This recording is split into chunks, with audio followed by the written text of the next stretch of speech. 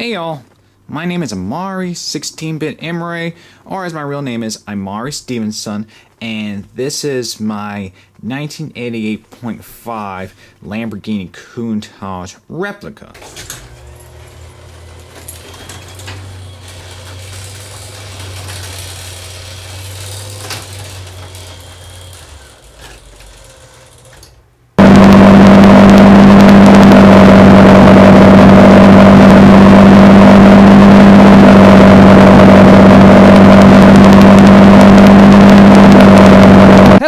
Hello and hello. What you see here is my dream car. This is a 1988.5 Lamborghini Countach replica. And let me tell you something, it is one of a kind car that you'll ever see. Now, on this channel, we're going to do something a little bit different. Instead of giving you a technical review about the car and a little past history about the Lamborghini Countach, which you can see on most people's channels, I'm going to go and tell you what makes this car a little bit different than what's out there, since after all, this is a customized one-of-a-kind replica. Alright, let's get started. For starters, this Countach does not have windows that roll down. The windows are made of glass. So they are made of glass and not plexiglass. Also, if you notice on the side, the Countach has a Subaru-style side skirts, which is very rare and very unique for the Countach. Another major difference between my Countach and the Lamborghini-built Countach is I have black headlamps. The Lamborghini-built Countach had white headlamps with orange turn signals. My car uses an LCD lights, and it does not feature the pop-up headlamps either. So my car is kind of modern in that sense. Width-wise, this Countach is a tad bit thinner than the Lamborghini-built Countach, and it's about the same size as the LP5000 QV or perhaps a 25th anniversary model. I have actually seen a Countach in person, and it's not that much bigger, to be honest. Height-wise, the Countach VPM OMG, which by the way is the name of my replica, is about the same height as the LP5000 QV, or almost the same height as the LP5000 QV 25th anniversary model that came out in 1990. Lengthwise, this Countach is more or less as long as the Lamborghini Countach, or only slightly short.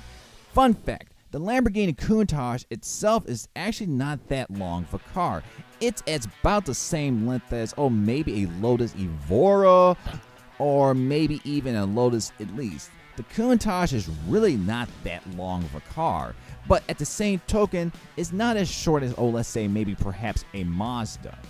The Countach VPM OMG is about the same length as half the size of a Corvette Stingray. Alright, now this is where this car really stands out. Okay, check it out.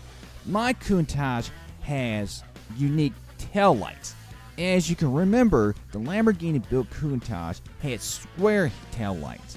I decided to go with a circular taillights to give this car more of a futuristic Le Mans street racer, starfighter jet look to it, because the car already has a futuristic edge to it, which really makes the Countach stand out.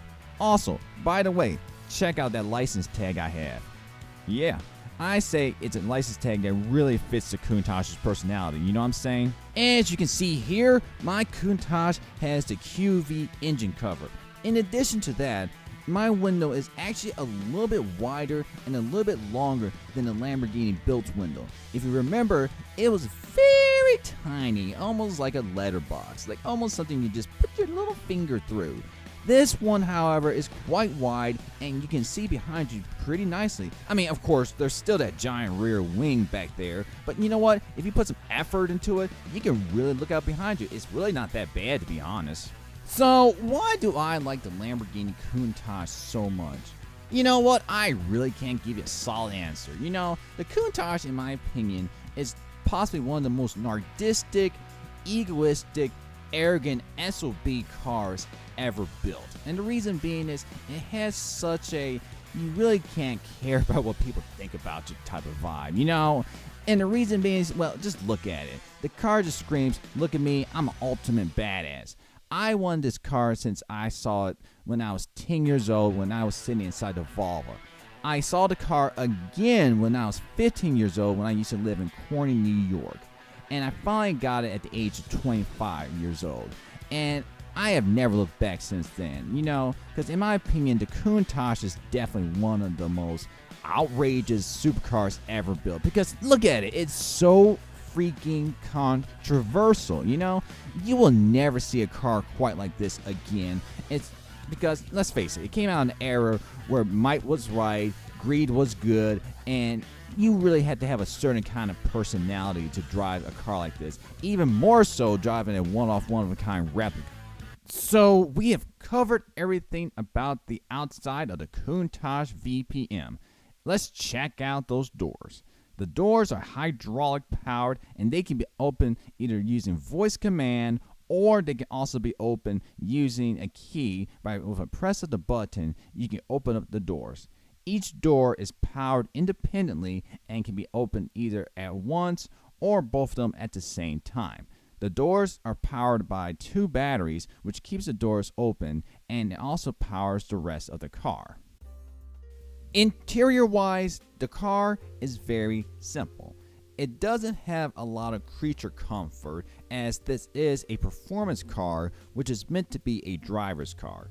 All the gauges you see here are completely 100% digital, with the exception of the gauges to the right, which is your fuel and your oil temperature gauge.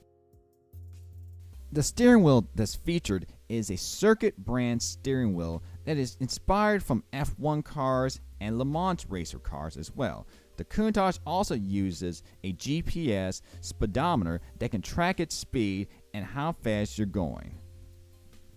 The Countach itself is mainly made of metal and fiberglass. It doesn't use any carbon fiber parts whatsoever, as this is a 1988 model. In addition to that, it's also a replica. However, the car does weigh at 2,200 pounds. This car also features an infotainment center that allows you to see DVDs, Blu-rays, and any other information that you need.